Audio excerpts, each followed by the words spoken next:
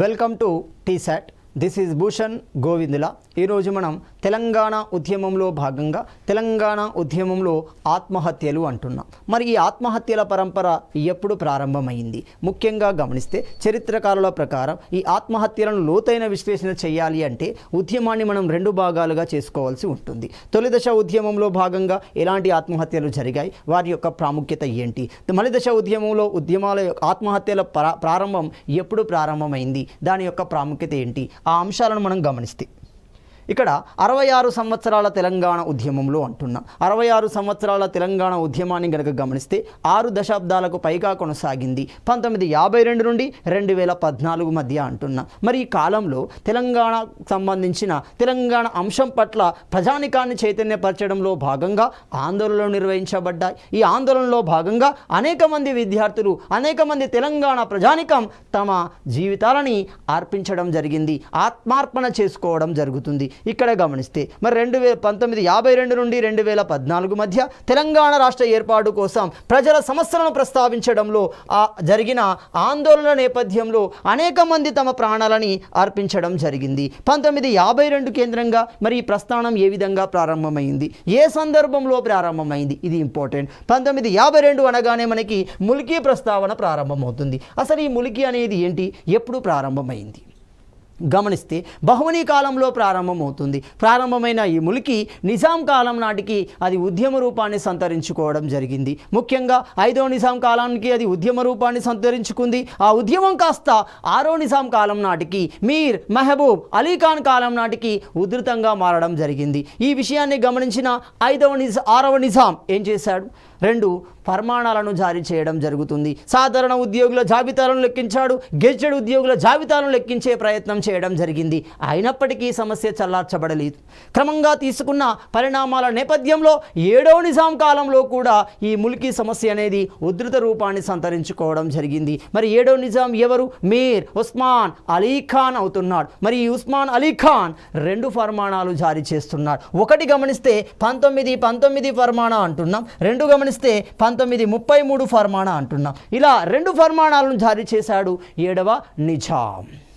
So మొత్తంగా 1933 ఫర్మానా ప్రకారం ముల్కీ సమస్యకి శాశ్వత పరిష్కారం ఇచ్చే ప్రయత్నం చేయడం జరుగుతుంది. అలాంటి క్రమంలోనే operation polo నిర్వహించబడింది.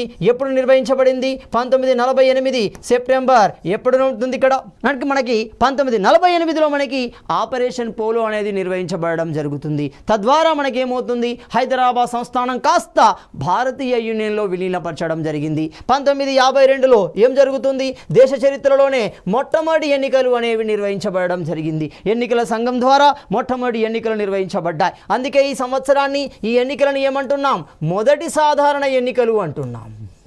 So first general election అంటున్నాం, సాధారణ ఎన్నికలు అంటున్నాం. మొదటి సాధారణ ఎన్నికలుగా వీటిని పిలవడం జరుగుతుంది. మరి ఇలాంటి ఎన్నికలు హైదరాబాద్ కేంద్రంగా కూడా నిర్వహించబడ్డాయి. మొత్తంగా హైదరాబాద్ కేంద్రంగా ఎవరి అధ్యక్షతన, బూర్గుల రామకృష్ణారావు. ఇతన్ని మనం ఏమంటున్నాం, పుల్లమరాజు రామకృష్ణారావు అంటున్నాం.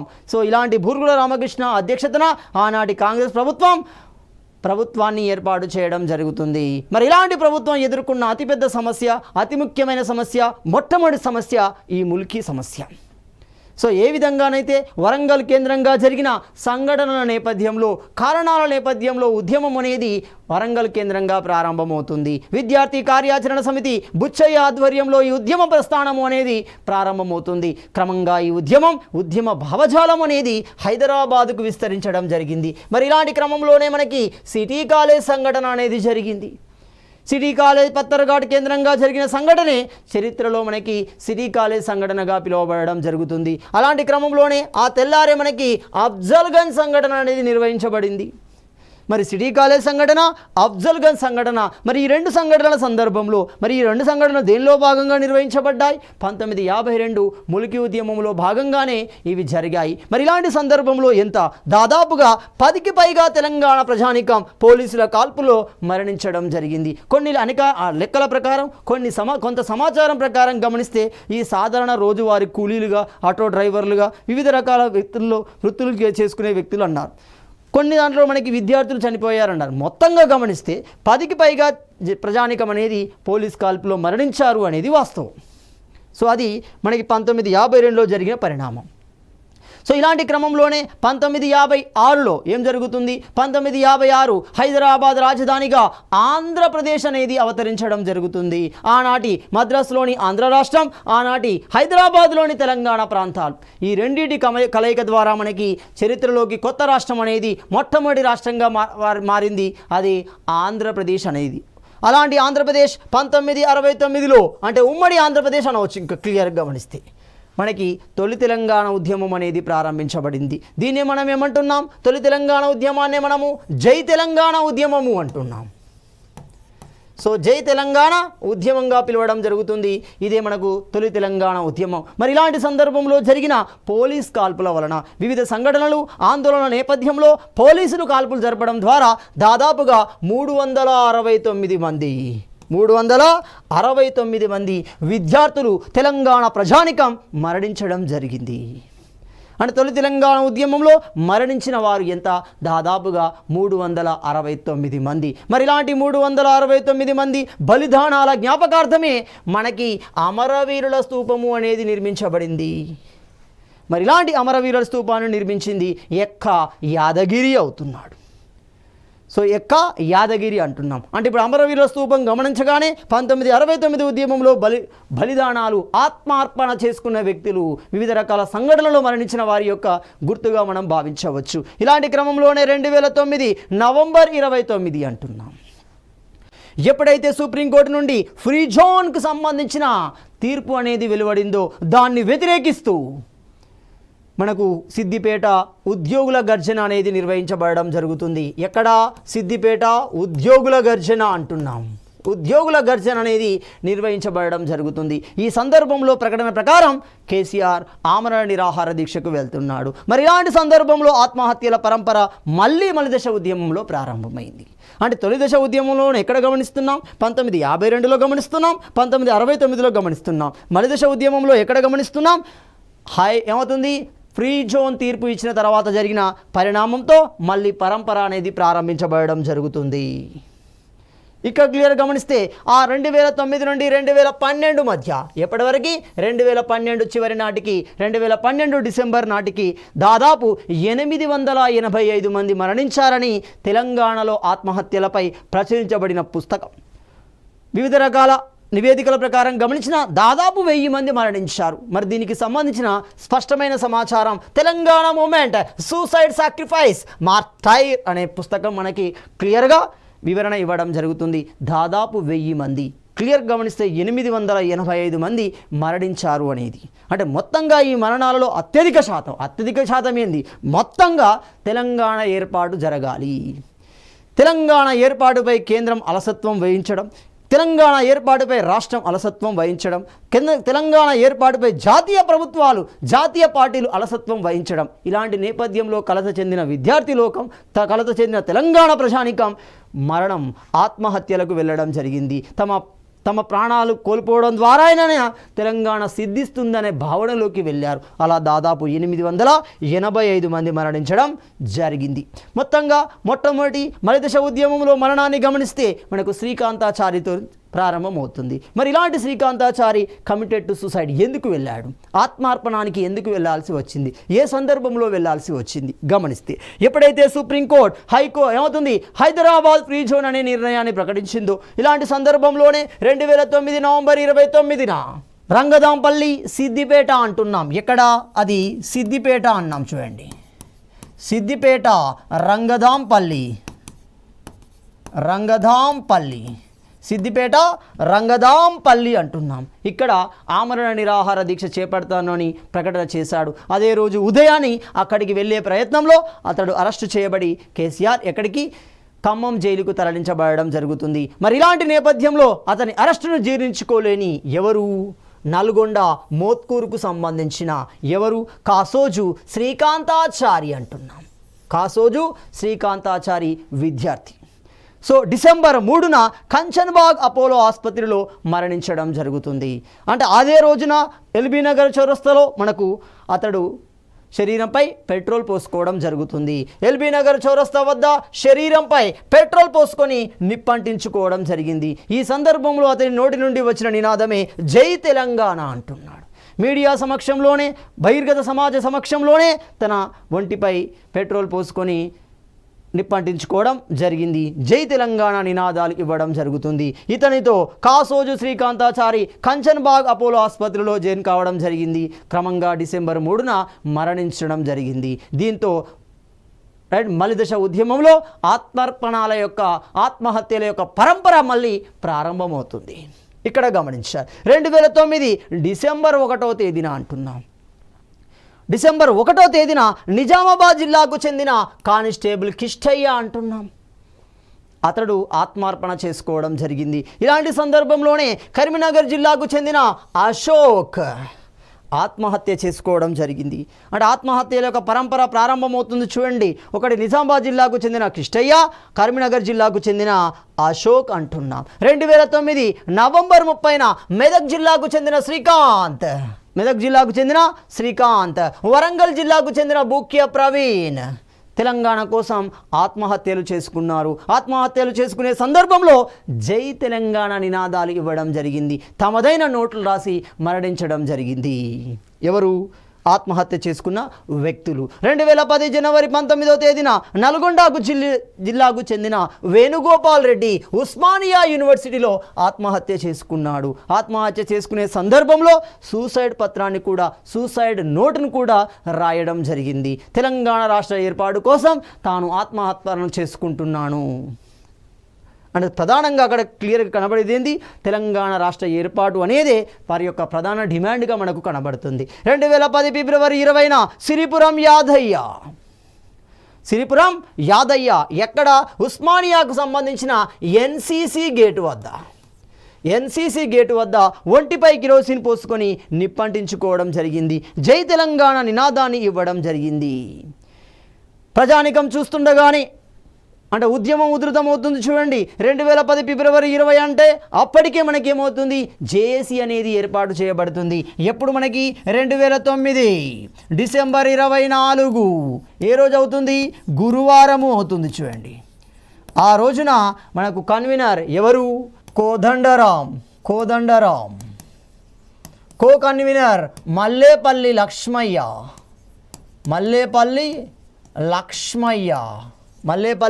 లక్ష్మయ్యల చేత మనకి జేఏసీ జాయింట్ యాక్షన్ కమిటీ అనేది ఏర్పడింది. క్రమంగా ఉద్యమం ఉద్ధృతానికి వస్తుంది. వివిధ రకాల కార్యక్రమాలను చేపట్టడం జరుగుతుంది. మరి అలాంటి సందర్భంలోనే సిరిపురం యాదయ్య ఉస్మానియా ఎన్సీసీ గేటు వద్ద ఒంటిపై కిరోసిన్ పోసుకొని నిప్పంటించుకున్నాడు. జై తెలంగాణ నినాదాన్ని ఇవ్వడం జరిగింది. ఈ నినాదం, ఇతని యొక్క మరణం కల్లారా చూసిన ప్రజానికంలో మరింత చైతన్యం అనేది రావడం జరిగింది.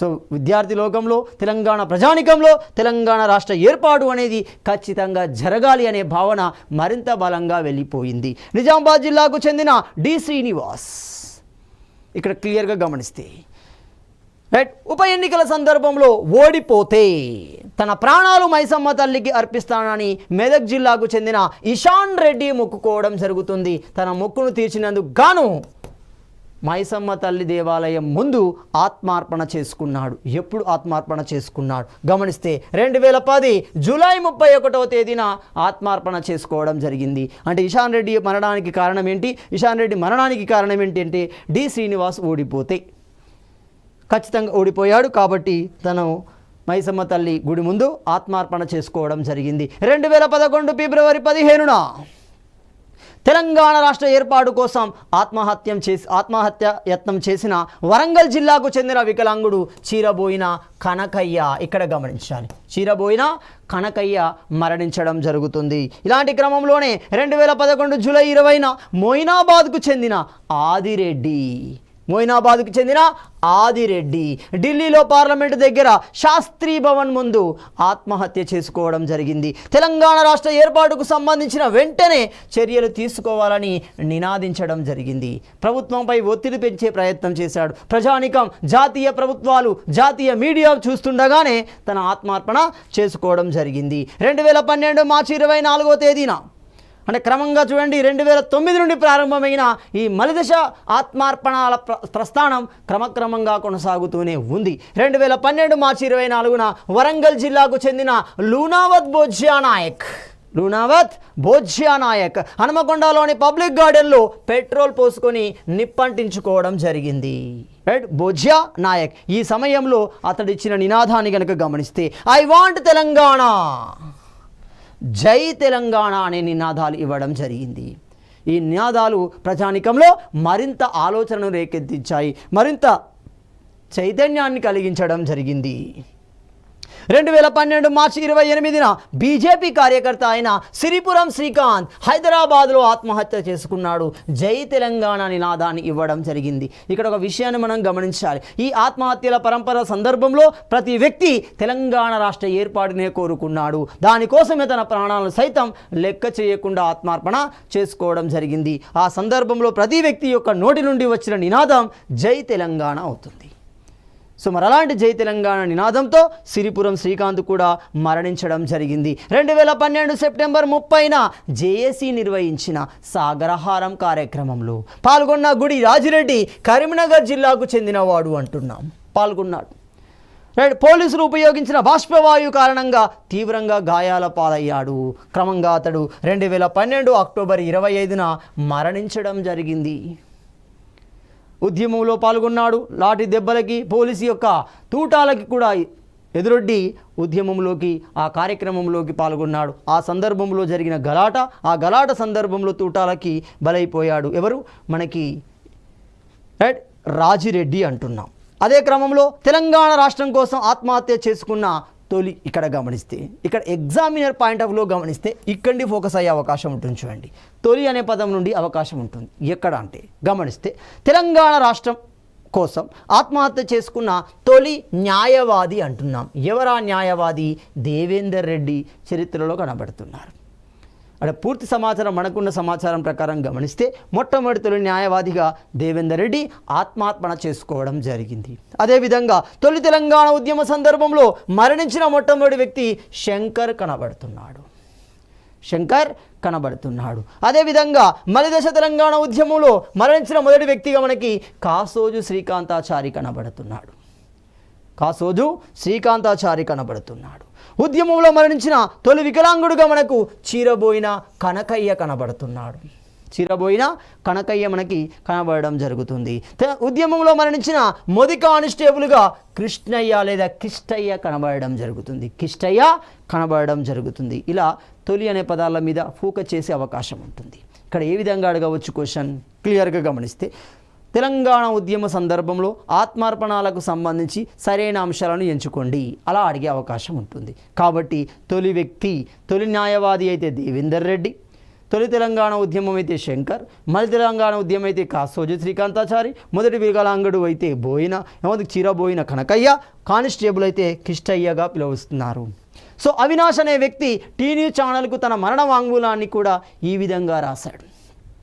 మరణ వాంగ్మూలాన్ని నేరుగా పంపించాడు. ఏమని పంపిస్తున్నాడు? తన ఒక్కని ప్రాణాలు కోల్పోతే కొన్ని లక్షల మంది తెలంగాణ వాదులు ఉత్తేజం నింపి తెలంగాణ సాధించుకోవచ్చని, ఆ విధంగా సాధించుకున్న తెలంగాణలో నా తెలంగాణ తమ్ముళ్ళు బానిస సంఖ్యలు తెంచుకొని జీవించగలరని, అందుకోసం తాను ఆత్మహత్య చేసుకుంటానని చెప్పడం జరుగుతుంది. అని చూడండి, ఆ సూసైడ్ నోటును చూడండి, గమనించండి. అతని యొక్క డిమాండ్ ఈ విధంగా ఉంది చూడండి. అంటే నా చావునైనా చూసి రాష్ట్రాన్ని ఏర్పాటు చేయండి. క్లియర్ స్టేట్మెంట్ ఇచ్చాడు. ఎవరు? అవినాష్. అదేవిధంగా కొత్తపల్లి జయశంకర్ అంటున్నాం.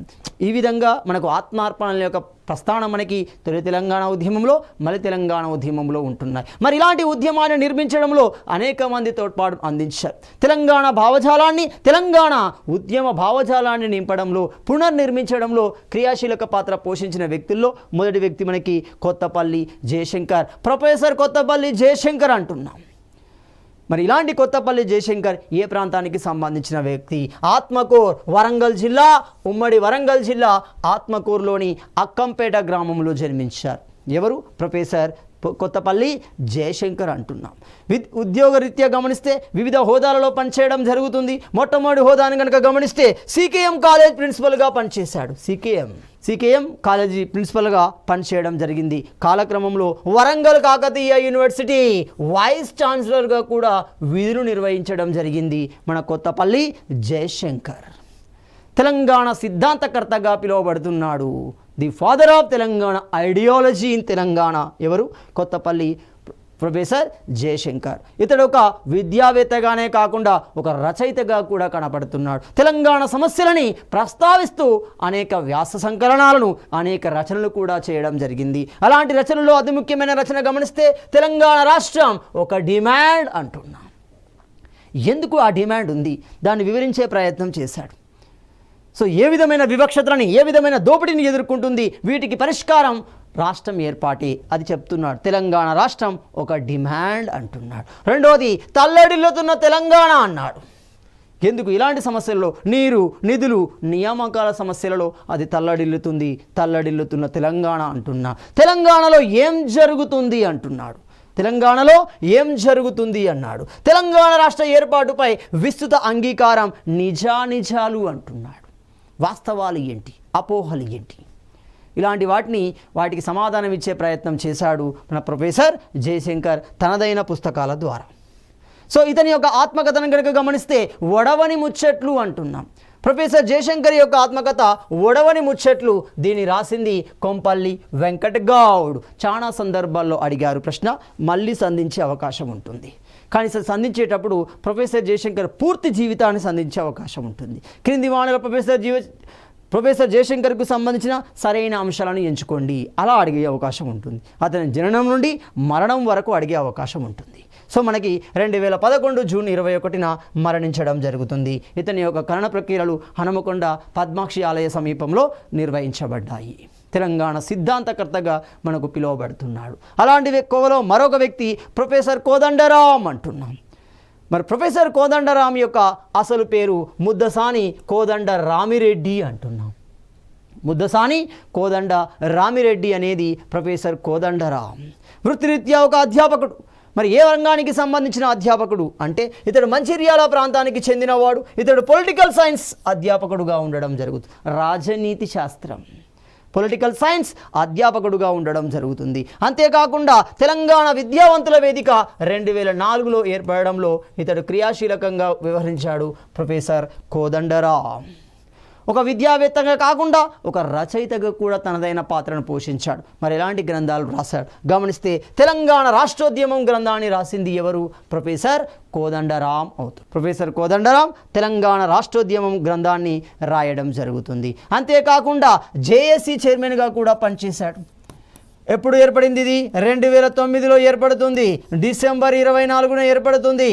డిసెంబర్ 24 అంటే గురువారము అవుతుంది చూడండి. అప్పుడు చైర్మన్గా ఉన్నాడు. ఇతని ఆధ్వర్యంలో అనేక కార్యక్రమాలు నిర్వహించబడ్డాయి. క్రమంగా యూపీఏ ప్రభుత్వం తెలంగాణ రాష్ట్రాన్ని ఏర్పాటు చేయడం జరిగింది. అదేవిధంగా అదే కోవలోకి చెందిన మూడో వ్యక్తిని గమనిస్తే కేశవరావు జాదవ్ అంటున్నాం. ఇతనే మనం ఏమంటున్నాం? మిస్టర్ తెలంగాణ అంటున్నాం. సో మిస్టర్ తెలంగాణ అని పిలువబడే వ్యక్తి ఎవరు అంటే కేశవరావు జాదవ్. వామపక్ష భావజాలాలు కలిగిన వ్యక్తుల్లో ఇతడు ఒకడు మనకు కనబడతాడు. విమలకతో కలిగి ఒక సంస్థను ఏర్పాటు చేయడంలో క్రియాశీలకంగా ఉంటాడు.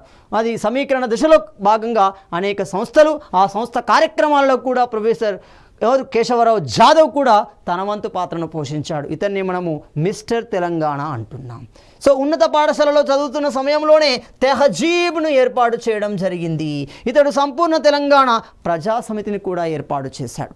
అంటే ఇప్పుడు ఇక్కడ కేశవరావు జాదవ్ ఏర్పాటు చేసిన సంస్థల్లో మొదటిది గమనిస్తే సంపూర్ణ తెలంగాణ ప్రజా సమితి అంటున్నాం. ఇక్కడ గమనించండి, తెలంగాణ ప్రజా సమితి అంటున్నాం, తెలంగాణ ప్రజా సమితి అంటున్నాం, పోటీ తెలంగాణ అంటున్నాం, పోటీ తెలంగాణ, సంపూర్ణ తెలంగాణ ప్రజా సమితి. ఈ కన్ఫ్యూజ్ కావద్దు. టీపీఎస్ అంటే మదన్ మోహన్ అంటున్నాం, దాన్ని మన తెలంగాణ పీపుల్ కన్వెన్షన్ అంటున్నాం. అదేవిధంగా పోటీ తెలంగాణ అంటున్నాం. పోటీ తెలంగాణ అనగానే శ్రీధర్ రెడ్డి అంటున్నాం. శ్రీధర్ రెడ్డి అన్నాను చూడండి. శ్రీధర్ రెడ్డి దీన్ని ఏర్పాటు చేస్తున్నాడు. సంపూర్ణ తెలంగాణ ప్రజా సమితిని కేశవరావు జాదవ్ ఏర్పాటు చేయడం జరుగుతుంది. తెలంగాణ యునైటెడ్ ఫ్రంట్, ఈ తెలంగాణ యునైటెడ్ ఫ్రంట్ ఏర్పాటు చేసే గద్దర్ సంస్థ నుండి విడివడి ఏర్పాటు చేయబడింది తెలంగాణ యునైటెడ్ ఫ్రంట్. ఇందులో విమలక్క కూడా సహాయాన్ని అందించడం జరుగుతుంది. మొత్తంగా నాలుగో వ్యక్తి ఎవరు? బియ్యాల జనార్దన్ రావు. తెలంగాణ అస్తిత్వాన్ని, తెలంగాణ భావజాలాన్ని నింపడంలో, దాన్ని విస్తృతపరచడంలో క్రియాశీలకంగా వ్యవహరించిన వ్యక్తుల్లో బియ్యాల జనార్దన్ రావు ఒకరు. బియ్యాల జనార్దన్ రావు అనగానే ఆదివాసీ గిరిజనులపైన లోతైన అధ్యాయాలు చేయడం జరుగుతుంది. అధ్యయనాలు చేసిన వ్యక్తి మనకి బియ్యాల జనార్దన్ రావు అవుతున్నాడు. మణికొండ వేదకుమార్ గమనిస్తే forum for a better Hyderabad అనే సంస్థను ఏర్పాటు చేశాడు మణికొండ వేదకుమార్. మరి ఎప్పుడు ఏర్పాటు చేశాడు? 2000 సంవత్సరంలో ఇది ఏర్పాటు చేయబడడం జరుగుతుంది. అంతేకాకుండా ఫోరం ఫర్ సస్టైనబుల్ తెలంగాణ అనే సంస్థను ఏర్పాటు చేసింది ఎవరు? మనకి మణికొండ వేదకుమార్. మొదటిది ఏం చేశాడు? Forum for a better Hyderabad. రెండవది ఫోరం ఫర్ సస్టైనబుల్ తెలంగాణ అనే సంస్థని ఏర్పాటు చేశాడు. దానికి చైర్మన్గా కూడా వ్యవహరించడం జరిగింది. సో మరి ఇలాంటి క్రమంలోనే అనేక సంస్థలు ఏర్పాటు చేయబడ్డాయి. తమ పరిధిలో విద్యార్థి లోకాన్ని, తమ పరిధిలో ఉద్యోగ లోకాన్ని, తమ పరిధిలో తెలంగాణ సమాజాన్ని చైతన్యపరచడంలో క్రియాశీలకంగా వ్యవహరించారు. అందులో గమనిస్తే 2006 సెప్టెంబర్ నెలలో ఎవరి అధ్యక్షతన? పి శంకర్ నాయకత్వంలో తెలంగాణ రీసెర్చ్ స్కాలర్ అసోసియేషన్ అనేది శంకర్ నాయకత్వంలో ఏర్పాటు చేయబడింది. మరి ఇలాంటి క్రమంలోనే 2006 అక్టోబర్ 27న తెలంగాణ విద్యార్థి వేదిక ఏర్పాటు చేయబడింది. మరి తెలంగాణ విద్యార్థి వేదికను ఎవరు ఏర్పాటు చేశారు? జంజర్ల రమేష్ ఏర్పాటు చేయడం జరిగింది. జంజర్ల రమేష్ దీనికి అధ్యక్షుడిగా కొనసాగడం జరిగింది. మరి కార్యదర్శి ఎవరు? శివకుమార్ ప్రధాన కార్యదర్శిగా ఇది ఏర్పాటు చేయబడడం జరిగింది. మరి ఇలాంటి క్రమంలోనే 2008 జనవరిలో మనకి ఏర్పడింది తెలంగాణ ఐక్య విద్యార్థి సంఘం అనేది ఏర్పాటు చేయబడింది. ఎవరి ఆధ్వర్యంలో? మనకి వీరగోని చైతన్య గౌడ్ ఇతని ఆధ్వర్యంలో మనకి తెలంగాణ ఐక్య విద్యార్థి సంఘం అనేది ఏర్పాటు చేయబడడం జరిగింది. 2009 నవంబర్ 21వ తేదీన ఉస్మానియా యూనివర్సిటీ విద్యార్థి జేఏసీ అనేది ఏర్పడింది. సో ఈ విద్యార్థి జేఏసీకి చైర్మన్గా మనకి పిడమర్తి రవి ఎన్నుకోబడడం జరిగింది. తద్వారా విద్యార్థి సంఘాలు అన్నీ ఏకీకృతమై ఉద్యమంలోకి రావడం జరిగింది. 2010 జనవరి 3న ఉస్మానియా ఆర్ట్స్ కాలేజ్ ప్రాంగణంలో అంటున్నాం తెలంగాణ విద్యార్థి మహాగర్జన అనేది నిర్వహించబడడం జరుగుతుంది. మరి ఈ మహాగర్జన ఎప్పుడు? 2010 జనవరి 3న ఎక్కడ? ఉస్మానియా ప్రాంగణంలోని ఆర్ట్స్ కాలేజీ ప్రాంగణంలో అది నిర్వహించబడడం జరిగింది. 2010 జనవరి 23న నిజాం కాలేజ్ ఆవరణంలో తెలంగాణ విద్యార్థి రణభేరి సభ నిర్వహించబడింది. మరి రణభేరిని ఎవరు నిర్వహించారు అంటే బీజేపీ అనుబంధ సంస్థ. దాన్ని మనం ఏమంటాం? ఏబీవీపీ అంటున్నాం. అఖిల భారతీయ విద్యార్థి పరిషత్ అంటాం చూడండి, మనకి ఏబీవీపీ అంటున్నాం. బీజేపీ అనుబంధ సంస్థ అంటున్నాం. అది విద్యార్థి రణభేరిని నిర్వహించింది 2010 జనవరి 23న నిజాం కాలేజీ ప్రాంగణంలో. ఈ సమావేశానికి హాజరవుతుంది ఆనాటి ప్రముఖ బీజేపీ నాయకురాలు సుష్మా స్వరాజ్ హాజరై వెంటనే తెలంగాణ రాష్ట్ర ఏర్పాటు బిల్లును ప్రవేశపెడితే మేము బేషరతుగా మద్దతు ఇస్తాము అని సంపూర్ణ మద్దతును ప్రకటించడం జరిగింది సుష్మా స్వరాజ్ ఈ సమావేశంలో. అదేవిధంగా 2010 జనవరి 30వ తేదీన నేతాజీ సుభాష్ చంద్రబోస్ నేతాజీ సుభాష్ చంద్రబోస్ యొక్క స్ఫూర్తితో విద్యార్థులు తెలంగాణ విద్యార్థి లోకం నా రక్తం నా తెలంగాణ పేరుతో రక్తదాన శిబిరాన్ని ప్రారంభించడం జరిగింది. నా రక్తం నా తెలంగాణ 2010 జనవరి 30న. 2010 ఫిబ్రవరి 7న కాకతీయ విశ్వవిద్యాలయంలో పొలికేక సదస్సు అనేది నిర్వహించబడడం జరిగింది. 2012 ఫిబ్రవరి 15న తెలంగాణ విద్యార్థి గర్జన పేరుతో ఉస్మానియా యూనివర్సిటీ ప్రాంగణంలో సభ అనేది నిర్వహించబడడం జరిగింది. 2012 నవంబర్ 26 నుండి డిసెంబర్ 6 మధ్య విద్యార్థులు స్వయంగా తెలంగాణ మారుమూల ప్రాంతాలకు వెళ్ళి తెలంగాణ భావజాలాన్ని ప్రజానికానికి తెలియజెప్పే ప్రయత్నం చేశారు. ఈ ప్రయత్నమే తెలంగాణ విద్యార్థి మహాపాదయాత్రగా నిర్వహించబడింది. ఎప్పటి నుండి? నవంబర్ 26 నుండి ఎప్పటి వరకు? డిసెంబర్ 6 వరకు 2012లో ఈ కార్యక్రమం నిర్వహించబడింది. క్రమంగా ఉద్యమ భావజాలాన్ని, ఉద్యమ డిమాండ్ని ప్రజానికానికి తెలియజెప్పే ప్రయత్నం అనేది ఇందులో జరిగింది. అదేవిధంగా 2013 సెప్టెంబర్ 21న 10 జిల్లాల తెలంగాణ కోసం తెలంగాణ విద్యార్థి యుద్ధబేరీ పేరుతో భారీ బహిరంగ సభ మనకి ఉస్మానియా యూనివర్సిటీ కేంద్రంగా జరిగింది. యుద్ధబేరీ సభ అనేది తెలంగాణ రాష్ట్ర ఏర్పాటును కోరుతుంది. 10 జిల్లాల తెలంగాణ, హైదరాబాద్ రాజధానిగా ఉండే తెలంగాణని కోరడం జరిగింది. ఉస్మానియా యూనివర్సిటీ కేంద్రంగా అది సభని నిర్వహించడం జరిగింది. 2010 ఏప్రిల్ 28వ తేదీన ఇక్కడ 2010 ఏప్రిల్ 28న తెలంగాణ రాష్ట్ర సాధన కోసం తెలంగాణ జర్నలిస్టులు తెలంగాణ జర్నలిస్టులు అనే నినాదంతో నిరాహార దీక్షలు నిర్వహించారు. జర్నలిస్టులు తమదైన పాత్రను పోషించడం జరిగింది. తెలంగాణ ఉద్యమంలో జరిగే ప్రతి సంఘటనని కళ్ళకు కట్టినట్టుగా పత్రికల ద్వారా సమాజానికి అందించే ప్రయత్నం చేశారు. 2010 అక్టోబర్ 4న జర్నలిస్ట్ ఫోరం హైదరాబాద్ మీడియా మార్చ్ను నిర్వహించడం జరుగుతుంది. అంటే మీడియా మార్చ్ అనే కార్యక్రమాన్ని జర్నలిస్టులు 2010 అక్టోబర్ 4న నిర్వహించారు. ఎక్కడ నిర్వహించారు? హైదరాబాద్ కేంద్రంగా నిర్వహించడం జరుగుతుంది. 2010 డిసెంబర్ 5న మనకి తెలంగాణ పాత్రికేయుల మహాసభ ఆర్టీసీ కళాభవన్లో నిర్వహించడం జరిగింది. పార్లమెంటులో తెలంగాణ బిల్లు వెంటనే ప్రవేశపెట్టాలనే తీర్మానం ఇందులో ఆమోదించబడడం జరుగుతుంది. అంటే ప్రతి సమావేశం యొక్క ఉద్దేశం ఏంటి? తెలంగాణ రాష్ట్ర ఏర్పాటే ఇక్కడ గమనించాలి. అదేవిధంగా 2011 మార్చి 14న ఖైరతాబాద్ కేంద్రంగా మాక్ అసెంబ్లీ పేరుతో కార్యక్రమం అనేది నిర్వహించబడింది. అంటే వివిధ రూపాలలో వివిధ కార్యక్రమాలను ఉపయోగించడం ద్వారా ప్రభుత్వంపై ప్రెజర్ పెంచే కార్యక్రమాలను చేపట్టారు. 1946లో హైదరాబాద్ రాజ్యం నందు ఏర్పాటు చేయబడిన ములాజిం యూనియన్ అనే సంస్థ కాస్త టీఎన్జీవీగా మారుతుంది. ఎప్పటి నాటికి? 1967 నాటికి పూర్తి స్థాయిలో 1967 నాటికి అది పూర్తి స్థాయిలో తెలంగాణ నాన్ గెజిటెడ్ ఆఫీసర్ యూనియన్గా మారడం జరుగుతుంది. ఇందులో క్రియాశీలక పాత్ర పోషించింది కేఆర్ ఆమోస్ అవుతున్నాడు. అదేవిధంగా 2001 జూలై 25న తెలంగాణ ఉద్యోగుల సంఘం అనేది ఏర్పాటు చేయబడింది. ఎవరి అధ్యక్షతన?